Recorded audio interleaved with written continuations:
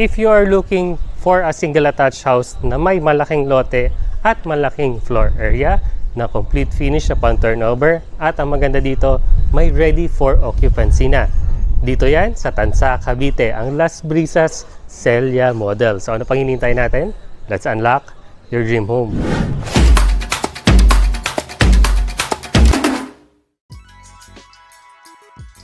With complete amenities like swimming pool, basketball court, clubhouse, and 24/7 na security. Located at Barangay Tanawan, Tansa, malapit lang dito sa crossing ng 13 Martires, Cavite, kung saan matatagpuan ng mga schools, hospital, places of worship, commercial establishment like SM and Walter Mart 13 Martires, leisure destination at sa bagong ginagawang Arden Botanical Garden. Isa na ang Las Brisas sa pinakamagandang location dito sa Tanawan, Tansa. My name is Dacenas Palembergo and welcome to another home tour. So today, nandito nga tayo sa Las Brisas dito sa Tansa, Cavite para i-present sa yung isa sa model natin dito, yung Celia model dito ngayon sa Las Brisas. Ito nga po ay may 72 square meter na lot area at ang kanyang floor area is 112.5 square meter. So yan po, mapansin nyo yung ating facade natin. Napaka-modern niya, no? So bago natin start yung tour natin dito sa Las Brisas, kung bago ka sa akin channel, please like, share this video, and subscribe to my channel.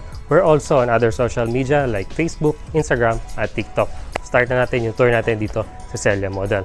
So ito nga po yung ating single attached house. So this is the actual turnover. So mamaya papakita namin sa inyo, meron kami dress-up unit na itong Celia model para may idea kayo kung anong pwede nyong gawin dito sa model na to. So ito nga po yung pinaka-parking space nyo. Medyo pagpasensyahan nyo na kasi under construction yung kabilang bahay. So ito nga po yung pinaka-parking space nyo. Actual turnover na po ito. So napansin nyo, yung pinaka-driveway nyo po is sementado na siya. So yan po, dito na rin po matatagpuan yung pinaka-Poso Negro ninyo. So yan po, sementado siya. So ito po kasing part ng bahay na to is hillside po siya or pababa. Kaya medyo mataas yung pinaka-frontage nyo or pinaka-unahan ninyo. So actual turnover natin, meron pa po tayong space dito para sa future expansion or paglalagay ng garden dito sa unit na to. So pasok tayo sa loob, pakita ko sa inyo actual turnover. So upon entering po, yung pinakapintuan natin dito is gawa siya sa kahoy. Tapos yung hamba niya, ganoon din po. Ito naman po ay gawa naman siya sa bakal. So tuloy po tayo dito sa actual turnover natin dito sa Celia model. So napansin nyo nga po, ang kanyang turnover ay complete finish niya. Diba? Ang ganda niya. Ang ganda ng complete finish natin dito dahil naka-tiles na tayo dito na porcelain tiles na 60 by 60. So ito na po yung pinaka magiging living space nyo. So yun nga po, nabanggit ko na sa inyo yung pintuan. Yung mga bintana naman natin dito, ito po, aluminum encasement window po siya. So ang ganda niya po, ang open niya po ganon. So yung hangin, pasok siya sa loob. Ito na po yung pinaka-living space nyo. So mamaya, papakita ko sa inyo yung dress-up unit ko, ano yung pwede nyo gawin dito sa room na to. So dito na rin matatagpuan yung pinaka-staircase natin. Yung staircase natin, naka-tiles na po siya, naka-ceramic tiles, tapos buhos po yung pinaka-hagdanan ninyo. Tapos yung pinaka-railings na natin, gawa siya sa tubular or sa bakal. So diba, ang ganda ng space niya kasi diba, nandito siya sa pinaka-living space mo. So, tapos dito pala sa living space natin, may access tayo dito or pwede nyo gawin tong den or office space, diba? May maliit tayong area dito. So nasa sa inyo na kung anong pwede nyo gawin sa area na to. Pwede maliit na room para sa senior citizen or nasa sa inyo na po kung ano yung pwede nyo gawin dito or office space nga sa mga working from home dyan. Perfect yung location na to. At maganda dito sa space na to, meron kayong sariling toilet and bath dito. Ito yung pinaka-common toilet and bath dito sa ground floor. So, sa ground floor natin, ang ating pinaka-toilet and bath, naka-tiles na po siya. Ayan. So, hanggang dito po yung tiles. Ceramic tiles po ito. At ang ating mga accessories or toilet with water closet, kompleto po siya as well as the wall hang lavatory. At meron din tayong shower head dito, syempre, para kung gusto mag-shower dito sa ground floor. Tapos, yung ating pinaka-pintuan ay PVC po siya or gawa siya sa plastic. So, dito naman tayo sa pinaka-dining space natin. So, this will be the dining space. So, di ba, luwag na space natin dito. 112.5 square meter po na floor area to. So, napakalaki ng pwede mong gawin dito sa ating interior. So, napansin nyo, pwede mo dito ilagay yung pinaka-dining space mo. Laki yung space niya, di ba? Tapos nasa, malapit siya dito sa staircase natin. So, pwede mong lagay dito yung pinaka-TV mo, lagyan mo ng mga baluster, di ba? So mamaya, makita nyo yan dun sa ating model unit, makikita nyo kung anong ginawa nila sa space na to. At kung gaano kalaki yung pwede mong ilagay na lamesa dito sa dining space. So this will be the kitchen area. So this is the kitchen area natin. Ang pinaka-countertop natin, naka-porcelain tiles po siya ng 60 by 60. Meron na po siyang stainless steel na lavatory as well as the faucet at may mga saksakan na rin. So pwede mo na nga lang lagyan ng pinaka base cabinet mo syempre, tapos pwede ka pang maglagay ng mga overhead cabinet mo dyan, diba? So perfect location to for the refrigerator. At pwede mong gawin syempre dito yung lutuan or syempre pwede mong lagay sa service area. Pero syempre para yung amoy, diba? Hindi siya pumapasok. So dito tayo sa pinaka service area natin. So this will be the service area. Medyo magbasensyo na nga dahil ginagawa tong kabilang side kaya medyo magulo sa area na to. Pero yung pinaka actual turnover natin hanggang dito po yung property nyo. So yan, dire-diretso po yan hanggang doon sa may pader. So malaki pa po yung space for the future expansion ng bahay mo. Pwede mong ipa-cover to another second floor, di ba? Another room sa taas, or pwede mong extend nga yung pinaka room mo dito, or room, sorry, yung pinaka kitchen mo, di ba? So mas malaki pa po yung pwede nyo gawin sa kitchen, at pwede nyo rin syempre gawin pang laundry area sa area na to. Tapos ito nga po, actual turnover natin, meron tayo dito yung pinaka-service area na ka-tiles na pwedeng laundry area nga to. Pwede mo lagay washing machine mo sa area na to, di ba? So malaki nga po yung space natin, dire-diretso pa po siya doon. So, di ba, ayun ang makagadahan dito sa Las Brisas. Sa murang halaga, ganito kalaki yung makukuha mong bahay. So, akyat naman tayo sa second floor. Ipapakita ko naman sa inyo yung pinaka-rooms niya dito sa Las Brisas. So, tara! So, going here sa ating pinaka-second floor. So, di ba napansin nyo na kanina yung staircase nga natin is buhos. So, hindi siya ganun kaingay pag step ng mga bata nagkakababa. Hindi siya ganun kaingay. So, ito ang isa rin sa mga nagustuhan ko dito sa Las Brisas. So, ang ganda po ng pinaka-staircase mo dahil meron tayo almost floor hanggang ceiling na fixed window sa taas. Tapos dito sa baba is owning type siya na window. So, nabubuksan po siya. So, ganda pa, di ba, ang grande niyan. Tingnan, pwede ka maglagay ng chandelier sa area na to, di ba? Tapos mga parang blank canvas to. So, pwede mo lagyan mga arts sa area na. So, malapad naman po yung space natin dito sa ating staircase. At ang flooring natin dito sa second floor ay naka-tiles na po. So, tiles po ito. Naka-ano po siya, 60 by 60 siya na ceramic tiles. So, ayan, wood yung itsura. So, actual turnover na po ito. So, ito po yung pinaka-walkway natin dito sa atin. So, ito yung ating common toilet and bath dito naman sa second floor. So, unahin na natin to. Malaki po yung common toilet and bath natin dito sa second floor. So, naka-tiles nga po siya. Same as the toilet and bath sa baba. Mas malaki lang siya kasi mas malaki nga yung space nyo for the shower area. Tapos mataas yung ceiling natin. At syempre, ano na siya, may ceiling na po siya. So, same din po yung accessories na ginamit at ang pintuan. So, puntahan naman natin yung first bedroom natin. So, pag-akit mo hagdanan, ito yung pinakaunang bedroom. Yan. So, ganito po siya kalaki. So, malaki po yung space natin dito sa first bedroom natin. So, kahit lagyan mo isang malaking single bed or double bed, tapos ano pa po kayo, maglagay ka ng cabinet sa area na to, maluwag pa rin po yung space. At syempre, nakaready na yung mga outlet kung maglalagay ka nga ng window type aircon or split type aircon. So, ganito po kalaki yung pinaka first bedroom natin. Punta naman tayo dito sa ating second bedroom. So, dito sa ating second bedroom, medyo maliit na siya onte compared dun sa unang bedroom. Pero, ample pa rin po yung space. Kung sa mga chikiting mo, pinakabunso, pwede itong area na to. So, malaki po yung space nyo dito. Pwede mo lagyan ng single frame bed or duplex, sorry, or double bed or bunk bed pala, sorry. At maganda dito dahil single attached nga tayo. May mga bintana tayo every room. So, punta naman tayo doon sa ating master bedroom. So, ito yung sa pinakamalaking bedroom natin dito sa Las Brisas. So, napansin, diba? Alawag ng space natin for the master bedroom. So, kahit maglagay ka ng queen size bed dito, maluwag pa rin itong area. At maganda dito, syempre, itong side na to. So, ito yung pinaka sliding glass door natin dito sa ating master bedroom, nakakonect sa ating balcony. Di ba? Ang ganda na. Imagine mo na. Ang sarap dito. Pag gising mo na umaga, may space kang ganyan. Pwede kang mag-coffee sa area na to. Yan. Pwede natin buksan to. Yan. Pwede nyo i-open to. Siyempre, dito ka na mag-morning breakfast mo, magko-coffee. Yan, so medyo ginagawa lang. So ito nga po, dahil single attached siya, meron tayong pader dyan, or dito yung sa kabilang bahay, pinaka-firewall lang ng kabilang bahay. So ganyan po mangyari every house dito. So ito rin yung kagandahan dito sa Las Brisas, dahil may napakalaki nga tayong balcony space dito. So pwedeng pakuberan mo lang to, di ba? Tapos pwedeng gawin mo na lang mini pocket garden mo dito sa second floor. So yan na po yung actual turnover natin dito sa Las Brisas. So punta naman tayo doon sa ating model unit para may idea kayo ang itsura niya pag nilagyan siya ng mga gamit. So tara, punta tayo doon. Yan, ito na po yung ating dress-up unit dito sa Las Brisas. Ito yung Celia model nga natin. So this one is a corner unit po siya. So yan po, di ba?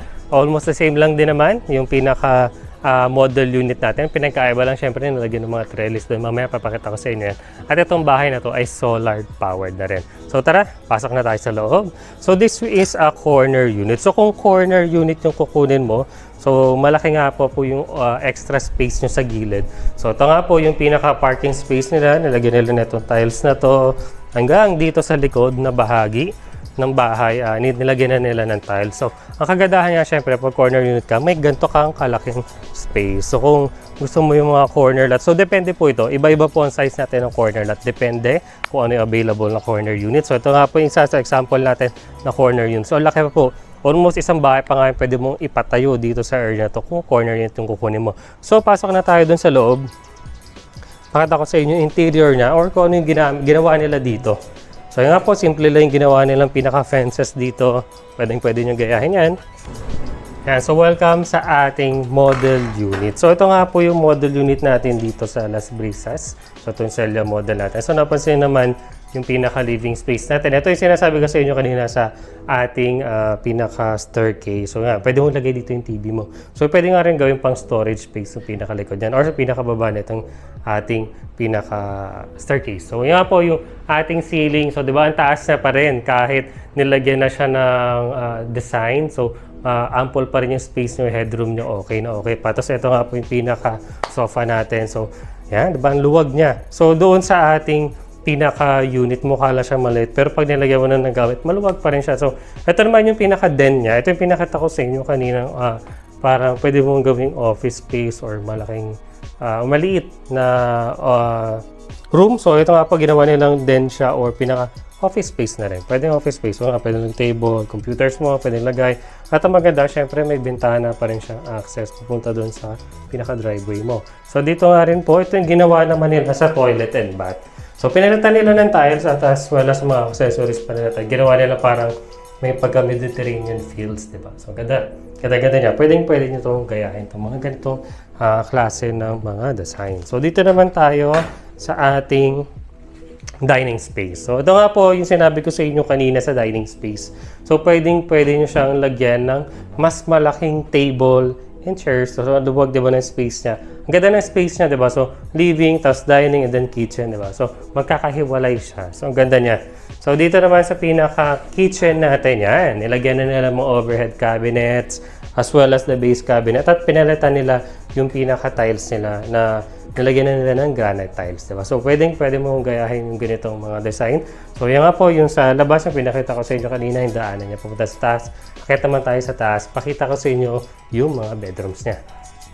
So, yan, papunta na tayo dito sa ating second floor. So, napansin nyo nga, diba, ito yung sinabi ko rin sa inyo kanina na blank canvas itong area na to. So, pwede mong gayahin itong style na to. Pwede mong lagyan mga family portraits mo dyan. Tapos yung pinaka-staircase nila, binalutan nila ng carpet. So, yan po. So, ito, naka-wallpapers din siya. Bang ganda niya tignan. So, dito naman tayo sa pinaka-first bedroom. Ito yung pinaka-first bedroom natin dito sa ating second floor. So, ito po yung ginawa nila. Mas malaking cabinet yung nilagay nila sa area na to. So, kahit may malaking cabinet na tayo dito sa area na to, maluwag pa rin po, ample pa rin po yung space natin for the bedroom. So, nga po yung pinaka-bedroom natin, single frame bed po siya. At syempre, kagandahan, diba? Single attached tayo. May mga bintana natin every room. So, punta naman tayo sa ating common toilet and bath. So, sa common toilet and bath natin, ganoon din yung ginawa nila katulad dun sa baba. Pinalitan nila ng tiles, ginawa nila ng Mediterranean at nilagyan na itong partition na ito para sa shower area. So, ganda niya, di ba? So, dito naman tayo sa ating second bedroom. Yan, ito yung medyo maliit na room eh. Pero kahit maliit na room siya, nilagyan siya ng malaking cabinet, ample pa rin yung space natin, di ba? So, ang ganda niya. So, pwede mo gawin ngayon, maximize mo, di ba? Yung tataasan mo tong higaan mo, tapos nasa baba yung pinaka-cabinet niya. Pwede nyo gawin yun, di ba? So, para ma-maximize yung space. Para pwede ka pa maglagay ng office space instead na cabinet. So, yung mga pwede nyo gawin. So, dito naman tayo sa ating napakagandang master bedroom. So, ito, di ba yung sinabi ko sa inyo kanina sa master bedroom, na kahit maglagay ka ng queen size bed, maluwag pa rin yung pinaka-bedroom mo. So, ito nga po, ang ganda ng theme na nilagay nila dito at may malakas silang cabinet sa area na to. Yan. At syempre, ang kagandahan dito, meron tayong malaking balcony. So, sa balcony, ito yung pwede nyo gawin. Maglagay ka ng outdoor sofas. Syempre, pwede mo lagay ang katulad nito, yung mga trellis, para syempre pag umuulan or maambon, hindi ka mababasa. So, yan. So, di ba, napansin nyo na napakaganda or napakarami mong pwedeng gawin dito sa Las Brisas Celia Model. So, punta naman tayo sa part na gusto mong malaman. Sir, interested ako dyan, magkano ba yan? So, punta tayo sa pakita ko sa inyo yung presyo ng bahay na to. So, yan po, I hope nagustuhan nyo yung house tour natin dito sa Celia Model. So, nakatuyo na yung ating actual turnover. Ito naman, yung model unit. So, doon na nga tayo sa gusto mong malaman yung presyo ng bahay na to. So, masasabihin ko na lang po yung pinaka-inner unit natin na 72 square meter na lot area at may floor area na 112.5 square meter. So, available po tayo dito through bank financing, pag-ibig financing, at in-house finance. So, nasa sa inyo na po kung anong gusto nyong financing scheme. So, ang sasabihin ko na lang po yung pinaka-bank financing natin. So, the total contract price po is 4,700,030 pesos at ang reservation fee natin dito is only 25,000 po. So, ang pinaka-down payment po natin dito na 10% po sa bank financing is 445,000 po ang pinaka down payment natin. So, payable po siya for 18 months 24,722 pesos for 18 months. So, ang ating monthly amortization sa bank financing ng po for 20 years is 38,059 pesos po. Yan po yung for the 20 years. At ang required income natin for the 20 years is 127,000 po dapat ang income ninyo. Kung gusto mo yung bank financing. Kung medyo natataasan ka, syempre pwede naman po yung pag-ibig financing, nakalagay naman po dito yung prices, so pwede yung screenshot na lang yan. Ang required income po natin for the pag-ibig financing is 58,000 po. So pwede po tayo dito mag-co-borrowers kung hindi po pasok or kung meron kang yung wife mo nagtatrabaho at ikaw nagtatrabaho din, pwede po kayo mag-combine income para ma-achieve yung ating required income. So yan po yung ating price for this unit po. So I hope nagustuhan nyo yung presyo na yan. At sa mga gusto naman malaman kung ano ba yung mga requirements kung isa kang OFW or isa kang locally employed, pwede nyo pong malaman yan. I-click nyo lang po yung pinakaunang link dyan sa baba ng description. Dediretso na po yan sa aming messenger. Pwede nyo na akong PM, sir, ano ba yung requirements for the OFW or for the locally employed. So I hope nagustuhan nyo itong video na to. If you like this video, please leave a like, share this video, and subscribe to my channel.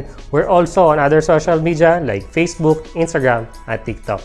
Thank you so much for watching and see you on the next one.